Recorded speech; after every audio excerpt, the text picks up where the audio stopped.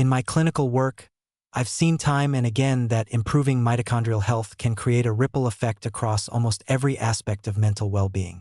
Take bipolar disorder, for instance.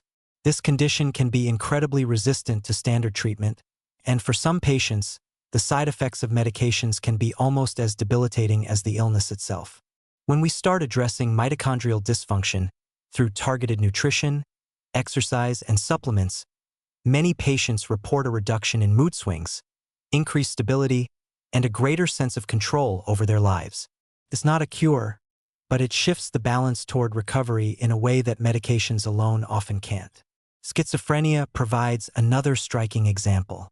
While antipsychotic medications remain a cornerstone of treatment, they don't address the underlying metabolic imbalances that often accompany the condition. In fact, some medications can worsen insulin resistance and weight gain, creating a feedback loop that further strains mitochondrial function. By integrating dietary interventions, physical activity, and nutrient optimization, I've seen improvements not only in physical health but also in cognitive performance and daily functioning. It's also important to recognize that mitochondrial health plays a role in neurodevelopmental conditions like ADHD and autism. The brain's demand for energy during growth and development is enormous, and if mitochondrial function is compromised, symptoms can emerge or intensify. I've worked with both children and adults in these categories, and while lifestyle changes aren't a replacement for other supportive therapies, they can make those therapies more effective. Parents often report that their children are calmer, more focused, and more emotionally resilient when metabolic health is prioritized.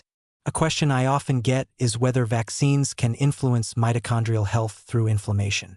While vaccines are crucial for preventing serious disease, any medical intervention can, in theory, trigger immune responses that affect mitochondrial function, especially in individuals with pre-existing vulnerabilities. It's a nuanced conversation, and I always stress that protecting against infections often outweighs potential short-term effects on mitochondria. The key is to support mitochondrial resilience before and after any medical procedure through proper nutrition, hydration, and stress management. What ties all of these observations together is a shift in perspective. Mental health is not just in the head. It's deeply connected to the body's energy systems, immune responses, and metabolic processes. If those systems are stressed, the brain will feel it. If they are nurtured, the brain can function at a far higher level. That's the opportunity we have when we start to see the bigger picture. When I speak with patients about these ideas, I emphasize that change doesn't have to be overwhelming. You don't need to overhaul every aspect of your life overnight. In fact, small, consistent steps tend to have the greatest long-term impact on mitochondrial health and, by extension, mental health. Start with one area. Maybe it's stabilizing your blood sugar by reducing processed foods, or adding a 20-minute walk to your day. Once that becomes a habit, you can build on it with better sleep routines, targeted supplements, or stress reduction techniques. Sleep, in particular, is a powerful lever. During deep sleep, your brain clears metabolic waste, repairs damaged cells, and resets the systems that regulate mood and cognition. Chronic sleep deprivation not only undermines these processes but also increases inflammation and oxidative stress, both of which damage mitochondria. Protecting your sleep is one of the most impactful things you can do for your mental well-being. Stress management is equally essential.